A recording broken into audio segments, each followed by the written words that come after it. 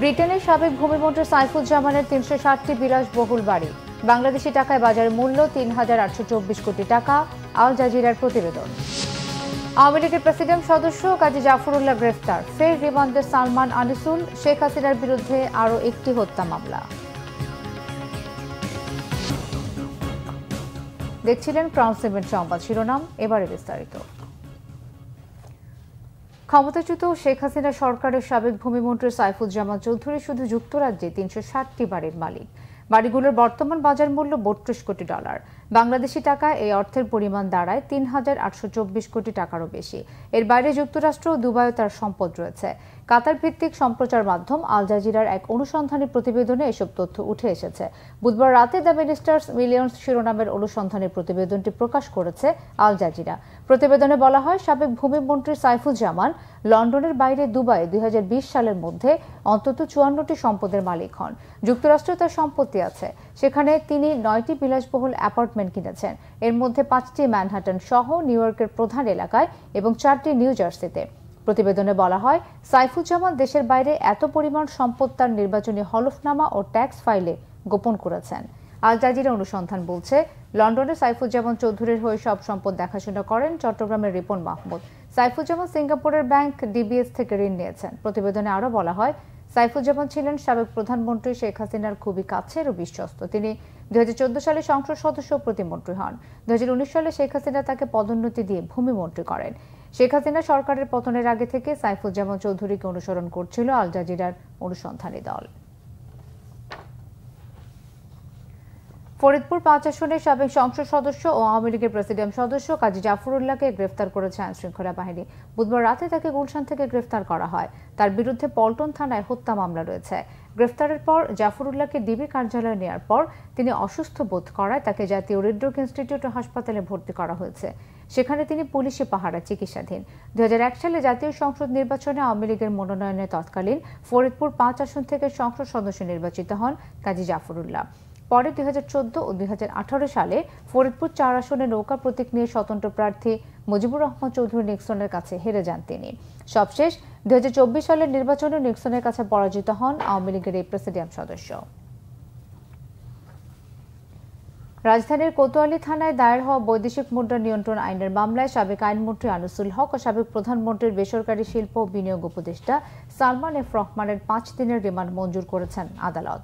বৃহস্পতিবার সকালে ঢাকার মেট্রোপলিটন ম্যাজিস্ট্রেট মোহাম্মদ আরিফুর রহমান এই আদেশ দেন। সকালে সালমান এফ রহমান ও আনিসুল হককে কারাগার থেকে ঢাকার চিফ মেট্রোপলিটন ম্যাজিস্ট্রেট আদালতে হাজির করা হয়। পরে এই মামলায় তাদের গ্রেফতার দেখানো সহ ৭ দিনের রিমান্ডে নিতে আবেদন করেন তদন্তকারী কর্মকর্তা উপপরিদর্শক মোহাম্মদ রাশিদুল হাসান। শুনানি শেষে বিচারক জামিন নামঞ্জুর করে রিমান্ডের আদেশ দেন। গত ১৩ সেপ্টেম্বর নিউ মার্কেট থানার উপপরিদর্শক মোহাম্মদ সজীব মিয়া বাদী হয়ে কোতোয়ালি থানায় এই মামলা করেন। গত ১৩ আগস্ট রাজধানীর সদরঘাট এলাকা থেকে সালমান এফ রহমান, আইনমন্ত্রী আনিসুল হককে গ্রেফতার করা হয়। এরপর বিভিন্ন মামলায় তাদের একাধিকবার রিমান্ডেও নেওয়া হয়। ক্ষমতাচ্যুত সাবেক প্রধানমন্ত্রী ও আওয়ামী লীগের সভাপতি শেখ হাসিনা, তার বোন শেখ রেহানা, সাবেক প্রধানমন্ত্রীর তথ্য প্রযুক্তি বিষয়ক উপদেষ্টা ও ছেলে সজীব ওয়াজেদ জয় সহ ২১৬ জনকে আসামি করে সাভারের আশুলিয়া থানায় একটি হত্যা মামলা দায়ের করা হয়েছে। বৈষম্য বিরোধী ছাত্র আন্দোলন চলাকালে রাসেল গাজী নামের এক যুবককে গুলি করে হত্যার ঘটনায় বৃহস্পতিবার সকালে মামলাটি দায়ের করেন তার মামাতো ভাই সায়েব আলী। আসামিদের বিরুদ্ধে পরস্পরের যোগসাজশে অস্ত্রশস্ত্রে সজ্জিত হয়ে দাঙ্গা হাঙ্গামা, মারপিট ও গুলিবর্ষণ করে হত্যা ও হত্যার হুকুম দেওয়ার অভিযোগ আনা হয়েছে। মামলার বিষয়টি নিশ্চিত করেছেন আশুলিয়া থানার ভারপ্রাপ্ত কর্মকর্তা আবু বকর সিদ্দিক। নিহত রাসেল গাজী ঢাকা জেলার সাভার উপজেলার আশুলিয়া থানার গাজীর চট মধ্যপাড়া গ্রামের মৃত বেলায়েত গাজীর ছেলে। গত ৫ আগস্ট শেখ হাসিনার পদত্যাগ ও দেশত্যাগের মধ্য দিয়ে পতন ঘটে স্বৈরাচারী আওয়ামী লীগ সরকারের। ওই দিন বেলা ১১টার দিকে আশুলিয়ার বাইপাইল পুলিশ বক্সের সামনে গুলিবিদ্ধ হয়ে প্রাণ হারান রাসেল গাজী।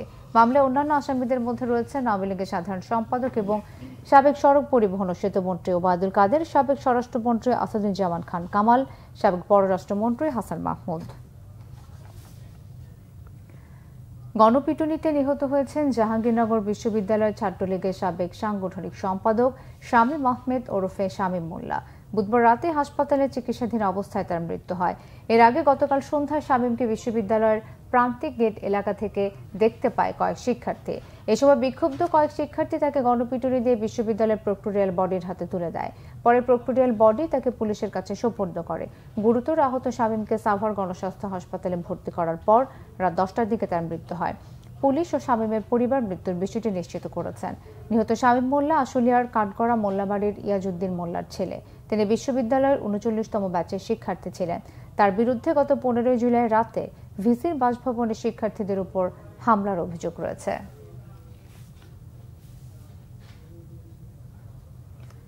বাংলাদেশে বিদেশি ঋণের পরিমাণ $104 বিলিয়ন কাছাকাছি পৌঁছেছে। দেশের ইতিহাসে বিদেশি ঋণের এটাই সর্বোচ্চ রেকর্ড। কেন্দ্রীয় ব্যাংকের হালনাগাদ তথ্য অনুযায়ী চলতি বছরের জুন শেষে বিদেশি ঋণের পরিমাণ $103.79 বিলিয়ন তথা $10,379 কোটি পৌঁছেছে। বাংলাদেশি মুদ্রা এর পরিমাণ দাঁড়ায় $12,45,478 কোটি টাকা। এর মধ্যে শুধু শেখ হাসিনা সরকারের আমলেই বিদেশি ঋণ বেড়েছে $53.42 বিলিয়ন।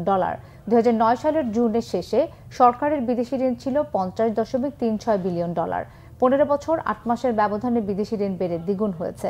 কেন্দ্রীয় ব্যাংকের তথ্য বলছে, সরকারি খাতের বিদেশি ঋণের মধ্যে সরকারের নিজস্ব, কেন্দ্রীয় ব্যাংক, রাষ্ট্র মালিকানাধীন বাণিজ্যিক ব্যাংক ও সরকারি সংস্থার ঋণ রয়েছে।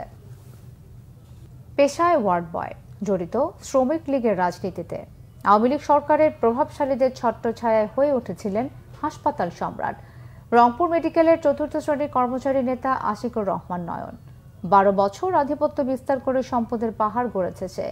চিকিৎসা ব্যবস্থা থেকে টেন্ডারবাজে প্রতিটি দপ্তর ছিল তার দখলে।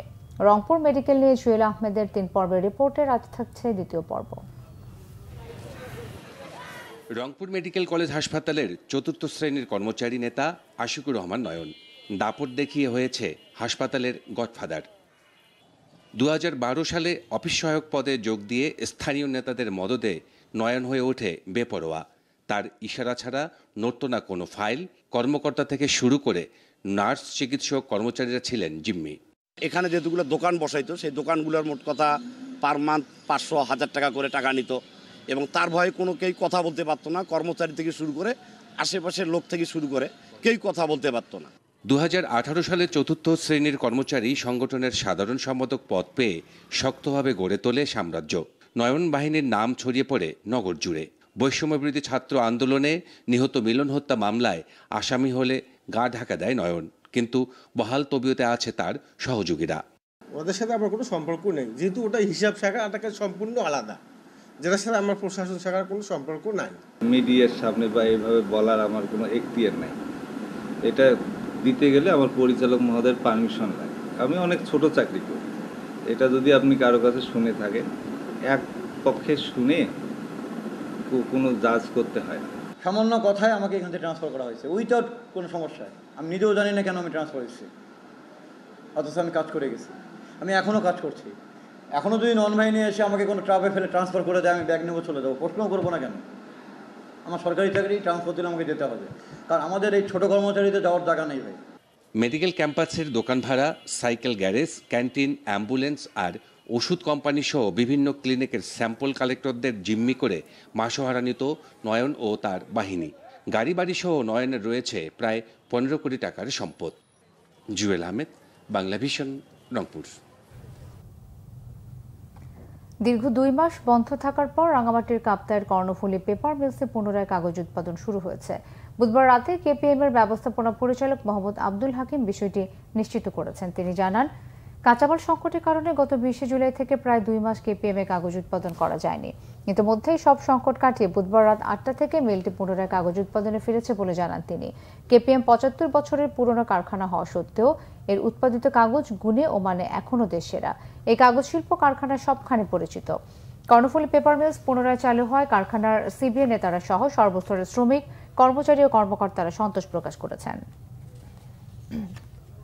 এই ছিল এখনকার মতো। পরের সংবাদ দুপুর 2টা। এর আগে একটা রয়েছে নিউজ টপ 10 দেখার আমন্ত্রণ রইল। এছাড়া বাংলা ভিশন সংবাদ ও সংবাদ সংশ্লিষ্ট অনুষ্ঠান দেখতে ভিজিট করুন www.bbnews24.com ও facebook.com/banglavisionnews এবং সাবস্ক্রাইব করুন youtube.com/banglavision।